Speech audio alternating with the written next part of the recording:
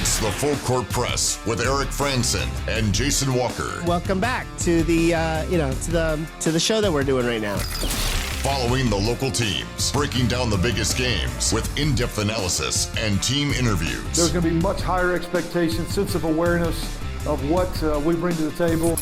Join the show by calling into 435-752-1069 or text 435-339-0321. It's the Full Court Press. Rose, ends up, yes! Caught! Touchdown! They did it!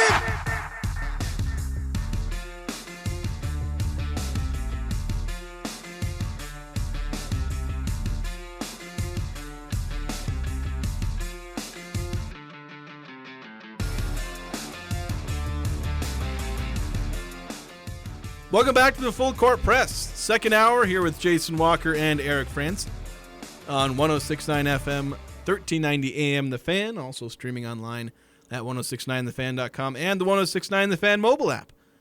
Thanks for listening and obviously participating on the Full Court Press text line, 435-339-0321. Feel free to keep sending in reactions of the happenings over the weekend. Utah State winning the outright men's basketball regular season championship with a classic game over New Mexico, and obviously the Darius Brown hitting a classic shot and the Spectrum absolutely going bonkers.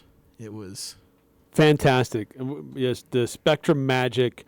Student section was amazing. You know, there's questions about who would show up because the students are on spring break, but they were fantastic. It was electric. Just a great basketball game on the court. Everything you'd want in a great basketball game. And really, I have to give credit to CBS Sports. They sent a top-notch crew to call the game, to produce the game. Because we've seen some games that are produced by CBS Sports that are like, just kind of scraping the barrel to see who wants to go to Logan this time of year. But last Saturday, it was great. It was a great crew, well done, and a fantastic game. Yeah, classic.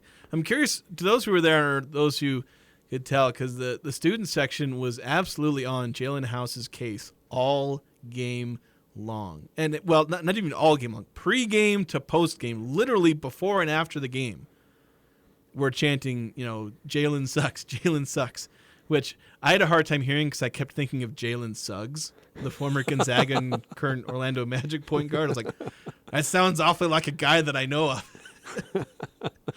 But still, and they were on his case the entire game. Of course, Jalen was absolutely he handled it spectacular. You can't help but kind of respect the guy where he was giving it back the whole game as well. Oh yeah. And I thought that was as interesting a matchup, the student section versus Jalen House, as anything else in the rest of the game. It's pretty insane. If you have any thoughts on that, just the way they treat it. I don't think you got too. It didn't get I don't know if anything any individual fans may have said, but the crowd, they didn't really cross a line there. It was a crowd heckling Jalen House. 1623 texting and saying USU heard 1, Jalen House 0. To be honest, Jalen House has not had the greatest time in the Spectrum. He will finish his career 0-3. I assume this is last year because I think he's like a 5th or 6th year senior. He went 0-3 in the Spectrum, and I think he has career average at least where he was like at New Mexico. His career average is somewhere around 15-16 points. He had one game where he had 2 points, and I think his last 2 games he had like 14 or 15 points. So he never really had like a really good game in the Spectrum, and he went 0-3. So I guess you could say USU heard 3, Jalen House 0. That's very true. A couple other texts coming through. 5338 asking, does Danny Sprinkle have a sister that's going to come in and resurrect the women's hoops team next year? If so, that would be awesome. If not, I don't see the business sense in paying for 2 women's coaches next year. Utah State doesn't have a choice. They have to make a change at the head coach for women's basketball. You cannot just spit on the women's program by saying, oh, yeah, we're fine with you winning 4 games next year. Yeah. Like that's not okay. No. This program has gone in the dumps, and Kayla Ard, she may very well go on to be a successful, probably assistant coach. I mean, she was a good assistant coach, and she may that may be kind of her calling. The same way it was kind of Tim Duryea's calling to be an assistant coach. But, like, she couldn't you'd probably hand her $1 million in NIL she probably couldn't resurrect. Just because sometimes the state of the program gets bad enough that you just got to turn over a new leaf. And you cannot be sitting there saying, oh, yeah, we're fine with the women winning 4 to 5 games. That's not okay. No. I mean, look, softball has a new coach. They're off to their best start since 2017. Volleyball has a relatively new coach. They're winning conference championships. Soccer has a relatively new coach. They're right there in the hunt for conference championships, winning big games. They won a conference championship. Yeah, they went, volleyball and soccer both go into the tournament. And it's just like that's something you want to see. Yeah, from you should basketball. as an institution have more pride in the product that you put out there that represents who you are. Yeah. So no surprise whatsoever. I have no problem with that decision. 6543. He's kind of bumping this text that he sent on Saturday.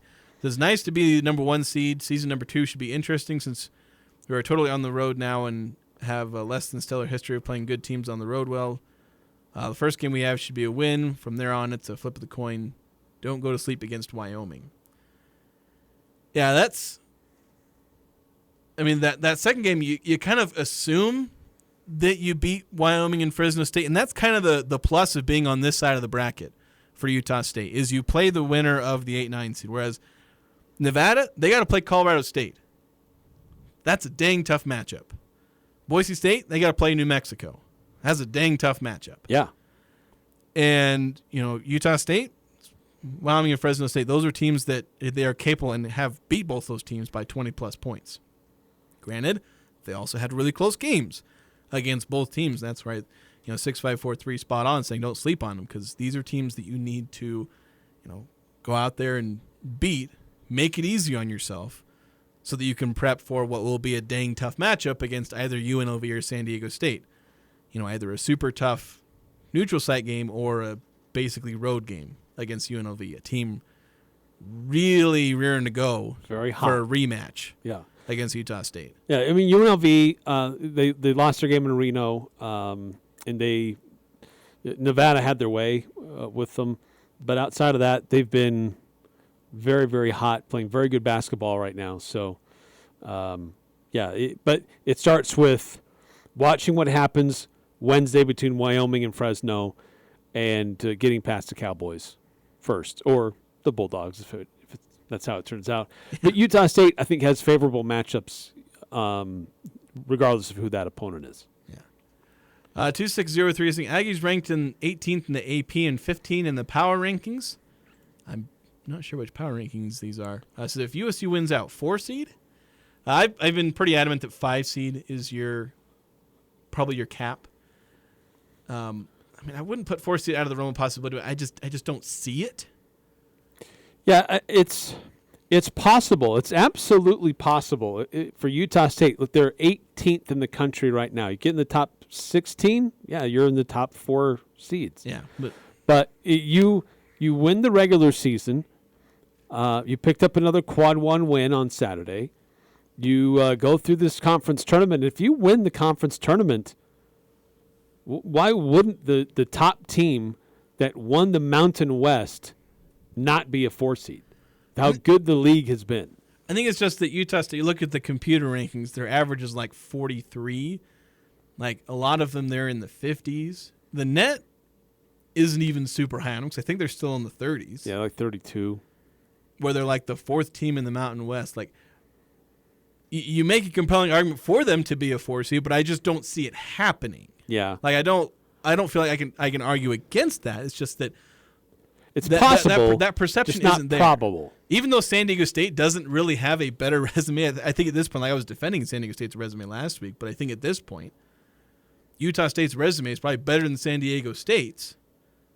But San Diego State is basically the only team in the conference that I feel like has a real chance of being a 4 seed. Right or wrong, I think that's just the way it is.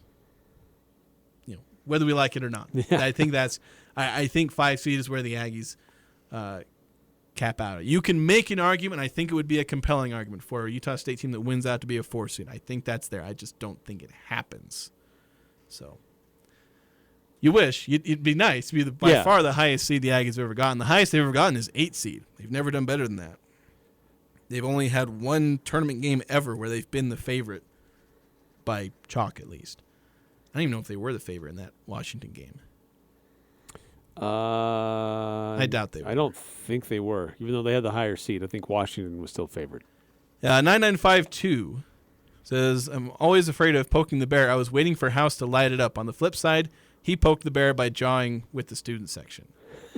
You could tell during a lot of sections that Jalen House was going, and I've watched Jalen House play before, and he plays fast and he plays hard.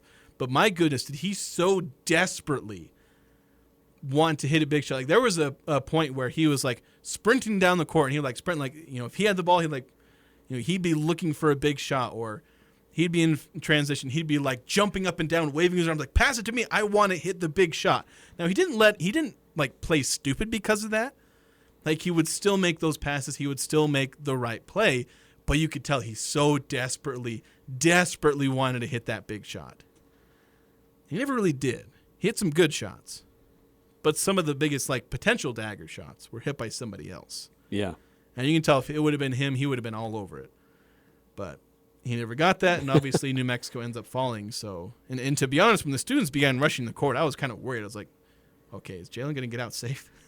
But Utah State's been pretty on top of those court stormings where they get their staff out quickly, get those ropes. The ropes are out. Yeah, we talked about court storming a while ago, and that was one of the scenarios that we discussed. You win a big game, you win your conference, you have your staff ready for it because you can anticipate it. It should be allowed. And we saw it run perfectly, I thought, for Utah State. Yeah, it went as perfectly as it could go. Where, as far as I know, nobody got hurt. Maybe a couple of students rolled their ankle on the way in, but they all had fun on the court. Nobody from New Mexico, as far as I know, had any I haven't heard anything issues, from them. other than, obviously, the fans were probably doing hopefully, not super vulgar taunting. Yeah, won't get in their face. Yeah, because you don't want to cross the line. There's heckling. Let them get off the floor. Yeah, there's heckling, and then there's being an a-hole. 315 texting, and I really do see us in the finals on Saturday. Can't wait to have a short turnaround game before the final. Yeah, I mean, for the first time, Utah State's going to certainly benefit, having that the little extra time between Friday and Saturday, if that happens. Friday night, 7:30 Mountain Time is when that game, 6:30 local time. And then the championship game, 3 o'clock local time, 4 o'clock Mountain. And so that's the one I have to go by because that's where I'm going to be. Yeah. I'm just saying, Utah State, I've been to 3 Mountain West tournaments. Utah State's made the semifinals and 1 championship in the other 2. Yeah, otherwise you're in the early game on Friday rather than the late game that doesn't start till 9 o'clock local time. And last couple times I was there, I was covering the later game. Last 2 the championship games the Aggies made, they played in the late game, turned around, had to play in the other one. They were 1-1 in those because first one they beat San Diego State. And the second one was this last year, and they lost to them. Yeah. Yeah, so much better situation being in the number 1 seed because of the timing of everything besides the matchups. Yeah, the matchups are easier. It's not a guarantee, but it's easier. That's the reward for being the 1 seed. That's what it's supposed to be. And, yeah, you get the easier matchups. So we'll see if Utah State takes advantage. Teams don't always take advantage. I mean, Nevada, like that 2018 where they were rolling, and then they lost in the semifinal to San Diego State. So 7280, will the team be able to adjust to not having as many fans and the huge advantage of fans during March Madness? We'll have a ton of fans at the tournament. It obviously won't be the same, but I guess there are a couple other texts before that. That's true. Let me roll this back. I know a lot of folks have issues with the Spectrum, namely the seating and fans being crammed, but this season has been proof that USU might have the best arena and fans in the state of Utah. Spectrum Magic is alive and well. And there will be a group of fans down there in Las Vegas. Yeah. Now, there will be Spectrum on wheels there cheering on Utah State. Yeah, last year they were filling multiple sections full of students and fans. They'll fill, especially if they get the championship game, they'll fill an entire section full of just students. They'll fill multiple sections full of, I don't want to call them regular Utah State fans, non-student fans, I guess. Yeah. So it obviously won't be the Spectrum, but there will be that energy there, and I think the Aggies can still benefit from that because it is obviously a worry. Is like because this team's had some shaky moments on the road, and they've played some teams really close in neutral site games where they haven't been as dominant as they have been at times, at home. But most other teams are going to have that same issue. Yeah, they're not playing at home either, except for UNLV. Yeah, they don't have traditionally a great home crowd either. I think they will though. I think they're going to have a good. Yeah, one they should. 5-7-8-8. More so than our seed, I'm hoping for a favorable side of the bracket. You can be a high seed, but be in a nightmare bracket. And luckily they're as good as you can get, really. Because, I mean, I mentioned how New Mexico is kind of the one team that I feel like Utah State just can't really match up very well against, and I think they would struggle because they got lost by like 13 on the road. Barely beat New Mexico at home, and New Mexico was missing Jamal Mashburn, one of their top scorers. Yeah. Like, they beat him. True. And they barely beat him in that case. And, of course, New Mexico, they've got to go to the entire other side of the bracket, a bunch of teams that they've lost to. So you probably avoid New Mexico. Just depends. But, yeah, you're on the good side where you play either Wyoming or Fresno State or UNLV San Diego State, two teams that I very much think Utah State can beat.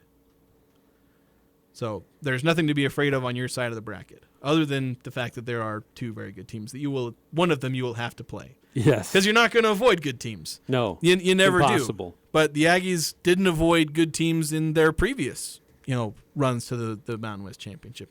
And so they've done it before. Just depends if they'll do it again. 5634. What does the Danny Sprinkle contract extension look like since there are rumors going around? It's a lot more money than he's getting, but not as much as Washington is going to offer him and not as much resources as he's going to get offered. So yeah, I have not seen it, so I can't tell you. Yeah. I've heard about what everybody else has heard, that it's a significant increase of pay. I don't know if it's a significant increase in time, extra years, but let's hope he decides to stick around. Yeah, it's an extra incentive to stay around, but it's not going to match anything he's going to get. So you're still hoping on him wanting to stick around for the fact that he's got something going here, the fact that it would be a really tough step up to go to Washington and be like, hey, now I have to start over again. In a place that doesn't have a good basketball culture. Yeah, so it would be very tough for him. Doable, perhaps, if he feels like he can do it, but we've obviously seen guys leave Utah State and struggle, even though they stepped in and had like immediate success. Guys like Craig Smith, Ryan Odom, whatnot, and even on the football side. One more text, and then we'll head to a break because we were supposed to talk about the media awards this first segment. And yeah, we're gonna hand out some awards. Yeah, but obviously we love getting sidetracked by the text line, and feel free to keep sending these texts in. But 9952 saying we're headed to Vegas, and a lot of people told me they're going. Yeah, there's gonna be a lot of you. So if you see me there, come say hi. Yeah, I don't know where I'm gonna be sitting. I don't find that out until I get there. But yeah, unfortunately, I have to stay back. Other duties. You get to go have the fun. I know. Yeah. I'm the one who always ends up traveling to Vegas and the bowl games and all that. But it's travel, but it's fun. Yeah. So. Yeah, no, but I'm confident there'll be a good Aggie contingency of fans there, and I'll love to see that grow from night to night because more seats will be opened from night to night. That's usually how it happens. Like, people aren't always willing to commit potentially an entire weekend to, going to potentially 3 games. And so you get people, especially because, the first game's on Thursday. And if they win Thursday, then, there's potentially that the biggest increase would be from Thursday to Friday. And then maybe a slight increase for Saturday. Maybe people holding out to the last minute and then making a last-minute drive. Yeah, well, the nice thing about the earlier game is that you'll be able to see the outcome, and you can make up your mind Friday night. Yeah. And you get in the car Saturday morning. Yeah, really early Saturday morning because you lose an hour on the way here. So yeah, that's true. But, okay, one final text, 5338.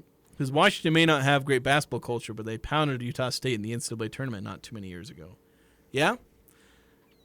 Yes, they did. That's the thing. And a lot of times they'll have better athletes and better players. I mean, they had a future NBA player on that team. Yes, they did. Of course, did. So did Utah State. Actually, 2 of them. Utah State had 2 future NBA So why didn't they win that game, Eric? Yeah. I don't know. They just managed to they managed to outduel. The Aggies couldn't beat that 2-3 zone. Yep. So, all right, we're going to take a break, and we promise we will get to these media awards. We'll talk about who was honored by the media from Utah State, who won all the different designations. Again, it's not the official Players of the Year in all conference, but it is one that the media puts together to obviously recognize many of the great players in the Mountain West. So that's coming up next here on the Full Court Press. Girls, insist he take you to Jarek's. Picking out your wedding ring is an experience you will never forget. Come to a place where the mood is right and the setting is perfect for romance. Jarek's Fine Jewelry in Logan. The perfect collection of memorable designs, classic creation, and modern marvels. If you want an intimate, romantic experience you will never forget, then insist he takes you to Jarek's Fine Jewelry. Make it special, make it Jarek's at 930 North Main in Logan. Jarek's Fine Jewelry. Make it special, make it Jarek's. Happy winter! This is Mark at the Sportsman on Main Street, where we make winter fun. We are your ski, snowboard, snowshoe, and cross-country ski rental shop. Come in and rent for the day or longer and have a great time outside. We also have great deals on new skis, boots, bindings, underwear, and outerwear, so you are comfortable playing in the snow. See the Sportsman for the best deals, the best service, and most unique products you will find for the outdoors. Only at the Sportsman on Main Street in downtown Logan. You've been putting up with a dirty, dusty wood stove for years. Why haven't you changed it? Go to Advanced Fireplace and Stove in Logan. Look through their showroom for ideas on Quadra-Fire pellet and wood stoves and Heat and Glow gas fireplaces. They have several demos in place so you can see firsthand how your project will look. And you can trust the pros at Advanced Fireplace and Stove. They'll do the job right. Advanced Fireplace and Stove. 752-7272. Online at advancedfireplaceandstove.com. Hey golfers, are you ready for the golf season? Birch Creek's punch passes are on sale at the spring sale price, currently at a $40 discount, and are on sale through March 31st. Visit birchcreekgolf.com and purchase your punch pass online. Birch Creek's punch passes never expire and are valid 7 days a week. So if you love golf, call Birch Creek today or visit birchcreekgolf.com and purchase your punch pass at the spring sale price. That's Birch Creek Golf Course in Smithfield. Spring will get here, and when it does, those old rusted-out vehicles need to be moved. Call DD Auto and Salvage and let them pay you for that junk vehicle. DD Auto and Salvage makes it easy and fast to get rid of your junker vehicles, paying you the most money possible. Pickup is available. DD Auto and Salvage in Logan wants to pay you today. Call 787-1204. That's 787-1204 today. See store for details.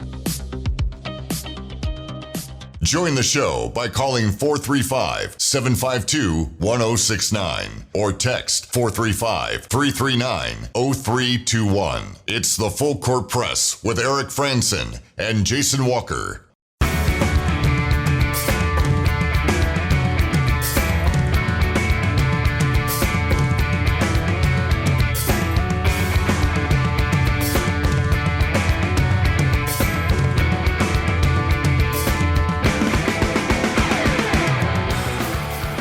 Welcome back to the Full Court Press with Jason Walker and Eric Frandsen. The Mountain West media, they collectively put together an all-conference and basically kind of mirroring the awards that the official awards that the conference will give out later this week, probably on Wednesday, I think, because they usually release those the day that the Mountain West tournament begins, both for women's and men's, obviously. So this was what it was for. You can find these full results. I published them in an article earlier today, and I mean everyone published it, so you can find it basically in every single market from a bunch of different players. I think Jeff Grammer kind of spearheads this. He's usually the one that puts it all together. But then the way it kind of works is that every market, they kind of create a ballot among the writers that cover each team. So, for instance, Utah State, there are 4 different writers who contributed, but there's only one Utah State ballot. So we all created our own Utah State ballot. That gets sent in, and then every mark kind of has their own. So there's basically officially 11 brackets, but there'll be 20 or so writers participating in some form or fashion. So here's the we'll start with I'll start with the of the year awards, and then we'll go to the all conference team. So player of the year, Jaden Ledee. Not too much of a surprise. I know Danny Sprinkle won't be too happy if that ends up being the real case. But he got 7 of the 11 votes. Darius Brown got 3. Great Osborne got 1. So splitting the awards among splitting some votes among 2 different Utah State players. But Ledee getting that one. Coach of the Year, Danny Sprinkle. Not a unanimous selection. He got 10 of the 11 votes. Steve Alford got 1 of them. How blind do you need to be to your own biases that you're not going to vote for Danny Sprinkle? Yeah. How is he not a unanimous selection? Look, Alford's had a nice year, and I get it. He was in the running to have a share of the championship until the final night. But how do you not give it to Sprinkle with everything that Utah State accomplished? Yeah. There's zero justification. I said this about someone saying that Utah State was the 7th best team last week. You can believe that, but you can't justify it. No. I think it's the same person who put the vote. I'm pretty sure. I can't guarantee it, but I'm pretty sure that individual knows who they are and that they are completely wrong. Granted, I don't know if I like my ballot either because I've second-guessed my ballot ever since I set it in. Not for that vote, though, I'll tell you that much. Defensive Player of the Year, Jalen House from New Mexico. This one was pretty tightly contested. He got 4 of the votes. Lamont Butler got 3, the reigning Defensive Player of the Year. Trey Coleman got 2. JT Toppin 1. Lee Rodriguez getting 1. That one was really questionable to me. Like the others, I can see arguing for everyone on there. Rodriguez was an interesting one. Yeah, I can't even think. Who does he even play for? UNLV. Okay. I'm sure he's a good defender, but I'd put Darius Brown over Rodriguez. Yeah. But I voted for House. He was on my own individual ballot, which I don't know if that ended up being the Utah State vote. But I know somebody saw that said Jalen House's Defensive Player of the Year was a joke, which kind of offended me because I thought he was the Defensive Player. Yeah, he's so quick and just a tough, hard-nosed defender right at the point of attack. Yeah. Newcomer of the Year, Great Osborne. Going away with that one, he got 8 of the votes. So basically everyone who voted Jaden Ledee or Great Osborne probably voted him as Newcomer of the Year. Darius Brown getting 3 votes for Newcomer of the Year. Freshman of the Year, JT Toppin, he got 8 votes. Deaton Thomas from UNLV getting 3. That's one where I sided with Thomas, but Toppin's there as well. I'm not really surprised there. Toppin was really dynamic all year. So good. I'm kind of surprised that there wasn't maybe 1 vote for Mason, but when you look at Toppin's body of work, it's his award. Yeah, to me, even as someone who will obviously have some kind of bias toward Mason Falslev covering Utah State, I couldn't vote for him over either of these 2 guys. Yeah. So for me, it's those 2.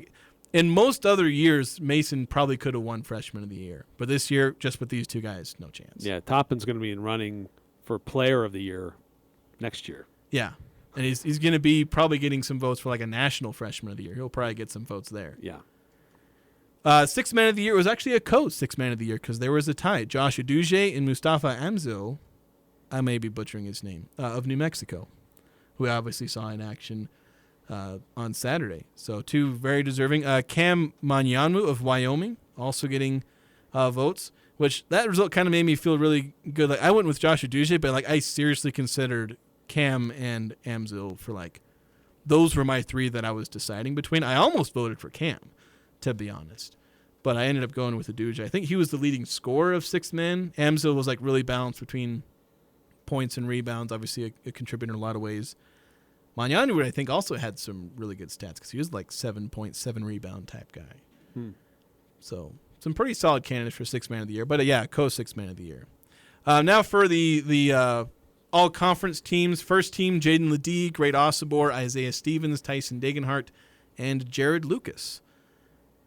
Not really any surprises there. Yeah, not too many. I'd love to have seen Darius Brown on the first team. But that means probably you have to get Isaiah Stevens out of there or Jared Lucas out of there. Yeah, see, my first team that I selected had Darius Brown in there instead of Jared Lucas. My first team is almost identical to this. But the thing is, so there's point totals for this, and Jared Lucas got 118 points. Darius Brown got 110. So it was really close. It was close, yeah. So Darius actually first, most points among those on the second team. There are actually 6 players on the second team because there was a tie at the very end. So it's Darius Brown, Keenan Blackshear, Nevada, Donovan Dent from New Mexico, J.T. Toppin, and we mentioned Jalen House and Deedon Thomas. It was House and Thomas. They tied for that last spot on the second team with 63 points apiece. And then for the third team, you've got Omar Stanley from Boise State, Sam Griffin, Wyoming, Ritas Petritis, Air Force, Nick Davidson of Nevada, and Jamal Mashburn from New Mexico. And the honorable mentions, Caleb Boone, Nick Clifford, MJ Amy, Ian Martinez, Lamont Butler, Chibozu Agbo, I butchered his name too, Mason Falslev, Max Rice, Brendan Wenzel, and Enoch Boaki at the Fresno State Center. My apologies to those whose names I absolutely butchered. I did not get the pronunciation guide before I did this. Yeah, but, Great Osobor first team, Darius Brown second team. You got Ian Martinez and Mason Falslev as honorable mentions. Yeah, Mason getting an honorable mention kind of nice because, I didn't have him in my top 15. I don't even know if I had Ian Martinez in my top 15, which is weird. There are 4 or 5 players that I look back and I'm like, how did I leave this player out? But yeah, that's just how many talented players there were in the Mountain West. Yeah, I do not envy you guys for having to put that your votes together because the Mountain West was so deep, so many great players this year. It's somebody has to get left out and not get the recognition that they probably deserve. Yeah. 3331. I think we were talking about. Good teams in the Spectrum. So there were epic games with BYU during the Greg Grant era. He refused to lose to those teams down south. Yes. Yeah, that's true. There were some good games. We have to see if we can make a list of who are the best. What are the best games in the Spectrum? Best games in the Spectrum. Do a poll nomination. That'd be a fun show to do in the off season. 9315 saying Brown not on first team is crazy. It is. The problem is that to put Darius Brown on, you have to take a really, really good point guard off of because nobody's not voting Ledee and Osobor. Most are going to put Degenhardt on there. It's Isaiah Stevens, Jared Lucas, who are you taking off? My choice there was Lucas because I had Darius Brown on there. But that's really hard to take off the leading scorer of the team that finished second in the conference. Yeah, and that's just it. I mean the team that had a great record, finished second in the standings, and they don't have a single player in the first team, that'd be a tough pill to swallow. 9315 saying, we need Jason to do more reading on this show. Love his pernicious of names. Pernicious You of mean names. Pronunciation? Probably pronunciation. Yeah, it's supposed to be. My pronunciation is pretty brutal at times. If I practice names, I can get them. But when I don't know them, and I only see them in writing, and suddenly they get on the show, and I'm like, wait a minute, I have to say this out loud now. Because I learned to spell the names, but I don't learn how to say the names out loud in a lot of cases. It can be tricky. It's very, very, very tricky. Anyway, so yeah, that's the media awards. Those the official ones will come out, again, I believe on Wednesday. I'm not 100% sure. But we'll see those. I don't know if we'll see too much different. I think the biggest differences are probably going to be in the all-conference teams. There can be a lot of shakeup with those. But I imagine most of the Player of the Year type, awards, I don't think we're going to see a whole lot different there. Yeah, there have been cases of variance between what the coaches deem who belongs in what first team, second team, whatever, versus what the media. Coaches will sometimes see things in a different light than media members will. So they don't always coincide. I think that's why the coaches ended up taking it over because they got mad at the media because they saw things differently. Right. So that will be interesting to see how similar or how different it is when it is released later this week. Yeah, it'll be a tough decision. But I think we're probably going to see pretty much the same things. 9-5 thing, I set it up that way so we could have fun pronouncing that. Do you think I couldn't pronounce pernicious? Come on, I'm a professional writer. Just not a... Well, you are a professional speaker. You're on a radio. That's true. You should be. Were you about to say I'm not a professional speaker? Come on, I'm a professional talker and writer of sports. There you go. That's my job. But besides these recognitions for the season at large, Utah State got some individual recognition as well for this past week. Yeah, Darius Brown earning his second Player of the Week designations. I think that gives the Aggies 6 on the year because 5. Yeah, because Darius Brown won it twice. Osborne won it twice. Ian Martinez has one to his name. So Darius Brown, he averaged 20 points because he had 21 and 9 assists against San Jose State. 19 points, 9 assists against New Mexico. So pretty solid week for Darius Brown. Pretty obvious candidate for Player of the Week. And then Mason Falslev getting Freshman of the Week. I mean, and he's got, I think, 4 of them. I think it's 3 or 4. I counted and I put it in my article, and now I can't remember what it was. But, he's had a pretty solid freshman year. Again, it's like it feels like really bad to like not have him as a Freshman of the Year candidate, but he's up against some tough competition. Yeah. But he's obviously had a very good freshman year. And so you've got 3 stars in the making in the Mountain West. Guys like Toppin, Thomas, and Falslev. Those are guys that could be leading the way for the conference as early as next year, maybe in 2 years. Like those are the guys, maybe we're going to have a Player of the Year race between those 3 guys, in 2026. Yeah. Or whatever. Yeah, it's very possible. Very possible. Yeah, there's great star talent this year for the more experienced players, but there's also got a star talent in younger players too. So the Mountain West is in good hands for years to come. Yeah, and it's like the Mountain West typically hasn't had an all-freshman team because some conferences do, mostly because the Mountain West doesn't have freshman talent, or at least freshman talent that like shows it their freshman year. But this year, you probably could put together an all-freshman team. Because be those 3 guys, you probably throw in Cam from Wyoming, and I think there's some other guys. And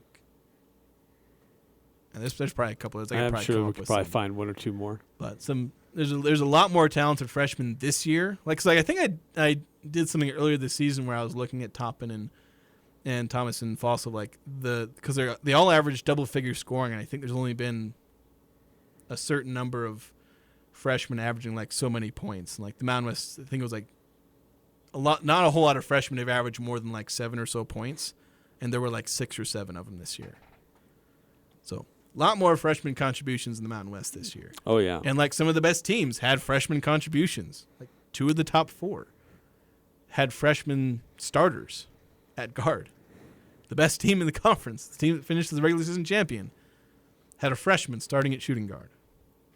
Or small forward. I don't know where he was officially starting. He was one of the 3 guards. 7994. Aggies deserve all these accolades. Question is, which of the other Aggies will step up their game to help the team during the Mountain West tournament?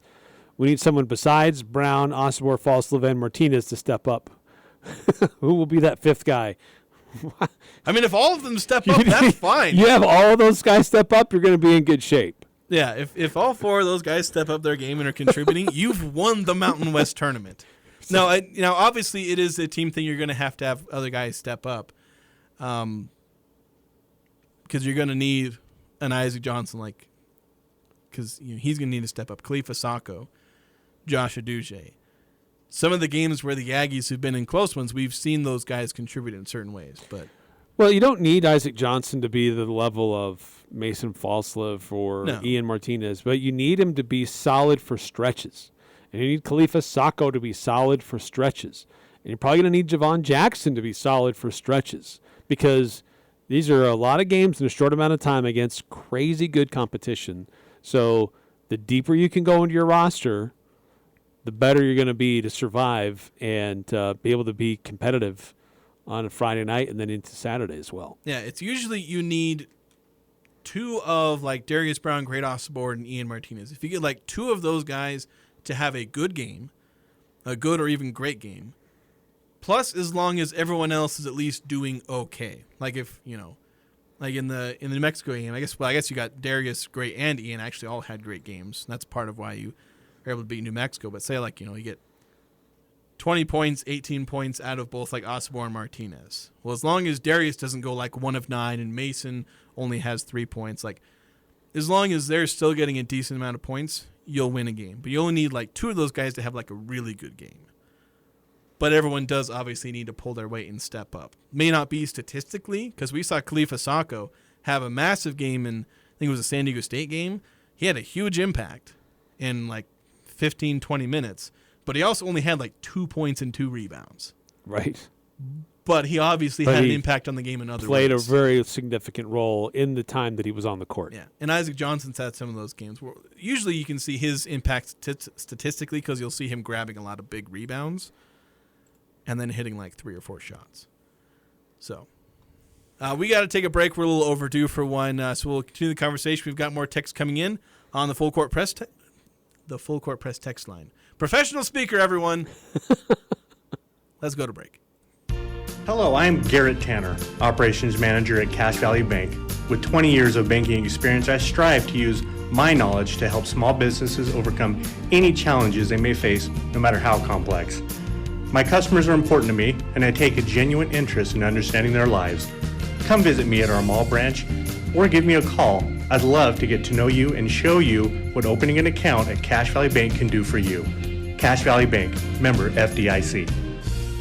Hi, I'm Jay Broadbent with Alpine Home Medical. I'd like to invite you to learn more about us. Since 1997, we've been Utah's premier one-stop shop for home medical equipment. What sets us apart at Alpine Home Medical is the superior level of customer service. We provide home oxygen, CPAPs, wheelchairs, scooters, breast pumps, and so much more. Come on down and get to know us. Alpine Home Medical, we bring wellness home. Visit alpinehomemedical.com.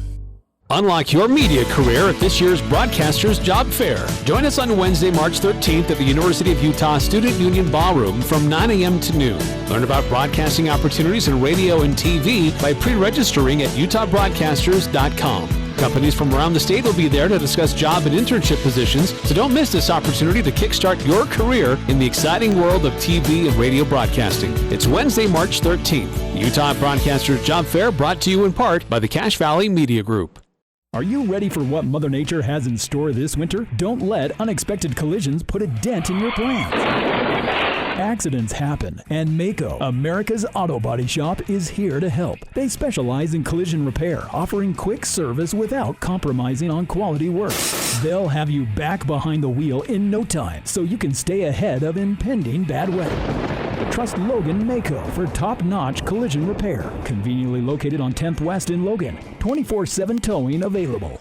Check this out. This is The Herd. You're excited. I'm excited. With Colin Cowherd.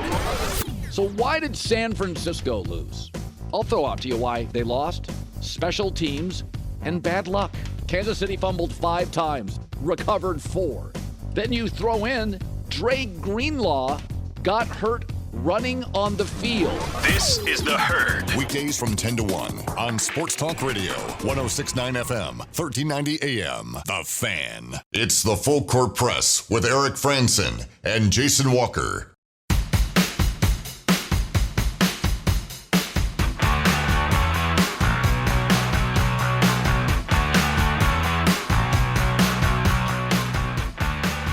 Best of Northern Utah for 2024 it's upon us. Best of Northern Utah. Aha. I still have PTSD from that 1 year. It's a catchy little jingle, almost too catchy. Voting starts March 13th, so in just a couple of days, it'll go through March 27th. The Best of Northern Utah contest is presented by Cater Shop Menswear Store. You can cast 1 vote per day. In multiple categories. There's over 1,500 nominations, over 200 categories to choose from. You can go vote at bestofnorthernutah.com. Recognize local businesses. Let your voice be heard if you want to, figure out. Obviously, we present these later, so the community votes. So if you think, one restaurant, one bar, one, clothing shop is better than the other, go make it known. It's determined by you. Yep. 9 through 15 on the Full Court Press text line, we're talking about players stepping up. Said it will be Brenchley stepping up, but most likely Jackson. Yeah, Javon Jackson can have moments like Aggies.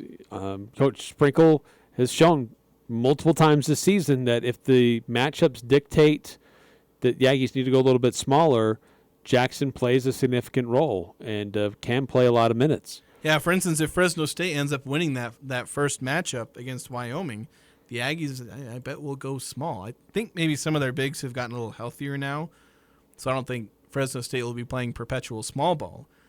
But still, you could see Javon Jackson playing some minutes, and he provides a potentially significant shooting boost where he is, I think, one of the better shooters on the team. He doesn't always get to showcase that because he doesn't often get in rhythm, but we saw him get in rhythm against San Jose State where he hit 5 3-pointers. He's one of 3 guys on the team that's done that. Yeah, he was on fire. So, and he makes teams pay attention to him, and they might forget, oh, yeah, Javon Jackson, he can hit threes. I think at the end of the first half in New Mexico, they ran a play for Javon Jackson in the corner for him to attempt a 3-pointer.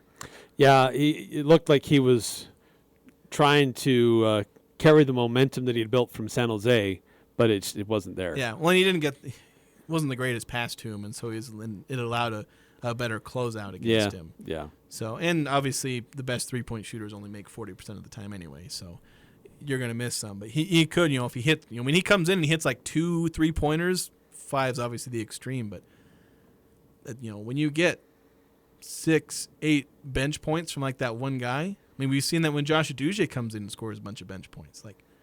That's a big impact where you're getting scoring out of minutes of guys that, they're not necessarily scorers. Well, your stars are on the bench. Yeah. That's what Amzil really helped New Mexico where he hit those 3 3-pointers. If he doesn't do that in the first half, Utah State probably wins that game going away. If Amzil doesn't hit 3 triples, a guy who shot 28% on the year before then. Granted, that was kind of down from his previous season, but they really got that huge boost from him, which you can see that kind of impact in games, how it changes things. So, but it was the tournament starts on Wednesday, first rounds, but Utah State getting the first round bye, number 1 seed overall, faced the winner of Fresno State and Wyoming. When does that game actually tip off? The Wyoming-Fresno game? Yeah. It'll be 11 Pacific time, so that's 12 for us, 12 noon. So, yeah, there's a triple header that day, obviously. So 12 for Wyoming-Fresno State, 2:30 for Colorado State, San Jose State, and 5 o'clock for New Mexico Air Force. So that's your Wednesday slate of games. Then the Aggies will play 1 o'clock on Thursday against winner of Wyoming-Fresno State. Yeah, so USU will have plenty of time to scout Wyoming and Fresno. However that game is determined, they'll have plenty of time to scout and make a game plan. It doesn't have to be a short turnaround for them. Game plan, some time to do a walkthrough in one of the hotel ballrooms or whatever. Just roll. Yeah. We got to take a break. On the other side, pick 6. Time to see if Eric broke my winning streak. Ooh. On a 4-game winning streak, trying to go on 5, but Eric has a lot to say about that. He doesn't want that to. He doesn't want that to keep going. So we'll reveal those results coming up next here on the Full Court Press. This is Ryan at My Mattress. Life is good. Life at My Mattress is good too. Why might I say that? Because today is a good day to slay a Goliath. The other day I went into a mattress store here in Logan that has 2,500 stores across the country. I'd say that's a Goliath. We were 20% less expensive on every bed that we both offer. We may not have 2,500 stores, but we are number 1 in Cache Valley. Better product and better prices. Isn't it time to sleep exceptionally? Only at My Mattress. Beezer Lock & Key specializes in securing your world with their expertise in locks, keys, and hardware. Every aspect of their services is meticulously tailored to ensure your safety. They offer a vast selection of hardware brands and access control options, along with custom master key systems. With Beezer Lock & Key, you have control of your facility's access 24/7. For 28 years, Beezer has provided top-notch security solutions that stand unmatched in the industry. Visit 4th North, 1st West in Logan, or go to beezerlock.com to discover more. Nearly 21 years ago, Cafe Sabor opened their doors in historic Logan train station. With the help of hundreds of amazing employees and patronage of thousands of wonderful customers, Cafe Sabor is proud to have been voted 3 years in a row Cache Valley's favorite Mexican restaurant in the Best of Northern Utah contest. Follow Cafe Sabor on social media for giveaways and promotions. Search Cafe Sabor for a restaurant near you. Thank you, Cache Valley, from your friends at Cafe Sabor. When it comes to home care, it's important to know you have a choice. If you or a loved one is in need of hospice or home health services, remember that Primrose Home Care and Hospice believes in treating the patient as well as the problem. We work directly with you and your doctor to create a health plan that's catered to your needs. Our team is devoted to providing options in the freedom and safety of your own home. Visit us at primrosecare.com or call to schedule a free consultation. Primrose Home Care and Hospice, your local hospice and home health provider since 2006. Many Aggie fans like to go to the game, some fans love to yell at the TV, and all fans like to wear a shirt or a jacket with their favorite team's logo. Aggie fans find the best selection of USU logoed apparel at Locker 42. Find yourself an Aggie t-shirt for $10. Locker 42 features Aggie logoed hoodies, jackets, and golf shirts, and a hat wall with over 40 styles. Women's specific apparel, youth sizes for the junior Aggie, and toddler and infant Aggie items as well. Locker 42 is a store for Utah State fans by Utah State fans, and proud to be part of Aggie Nation. Hello, Cache Valley. This is Tom Hale at Blue Sky Restoration, formerly ARS. Remember, got a mess? Call ARS. We want to let you know that here at Blue Sky, we still have the same great staff, we provide the same excellent service, and are ready to help you in your time of need with water mitigation, mold remediation, or a fire. From Blue Sky Restoration, thank you for trusting our staff and myself for over 35 years with your disaster needs, and we will continue to be here for you. The Aggies, Jazz, high schools, even the Pee Wee's T-ball team. It's the Full Court Press on Sports Talk Radio, The Fan.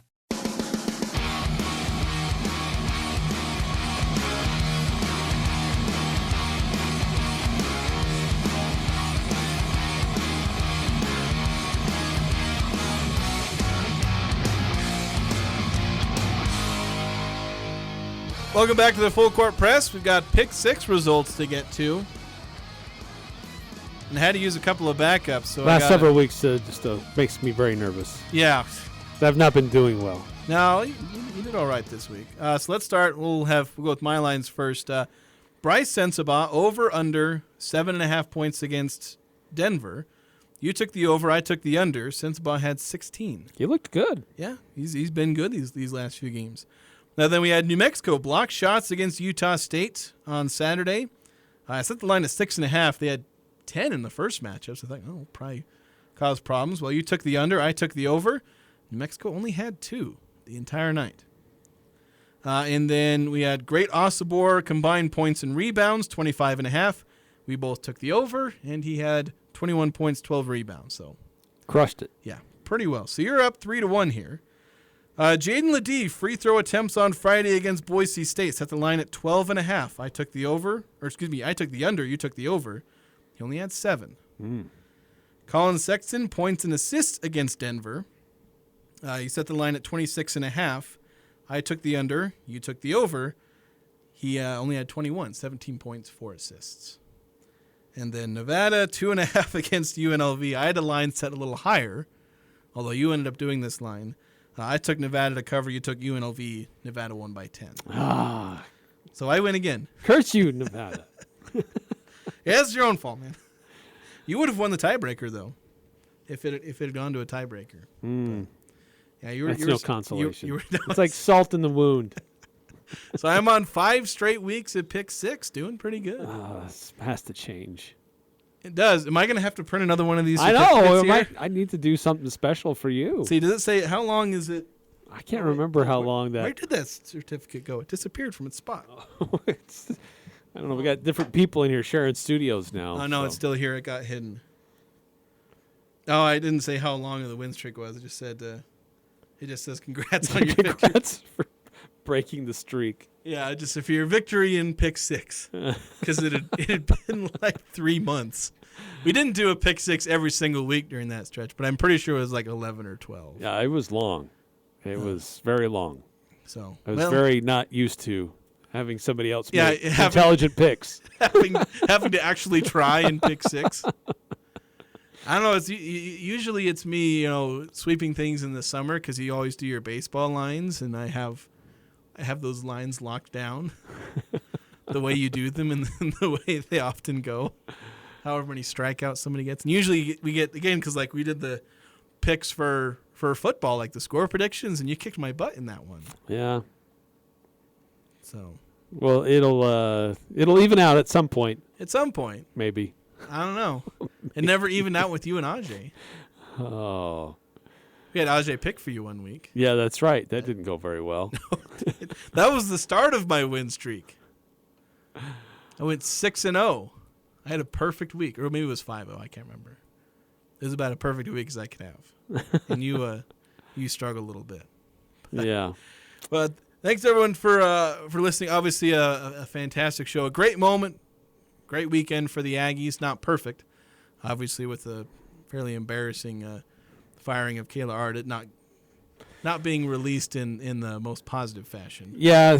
Obviously, could have been handled maybe a little bit differently, but it was not unexpected. But for those who are familiar with the situation, no surprise. But the way that the optics of it and how it has kind of been picked up by national media doesn't look very good. Yeah. But either way, the Aggies, the men's basketball team will continue what's been an absolutely magical season. We'll continue our coverage. I think me and Eric are going to fill out a Mountain West tournament bracket and see. We'll pick how we think things are going to go. Yeah, it'll be fun. Then I'll head down to Vegas. We'll try and do some shows remote there. We'll see if I get to stay there as long as I did last year. That'd be nice. That's what we're hoping for. Yeah, 3 nights in Vegas. Anyway, thank you so much for listening. That'll do it for us here today on the Full Court Press.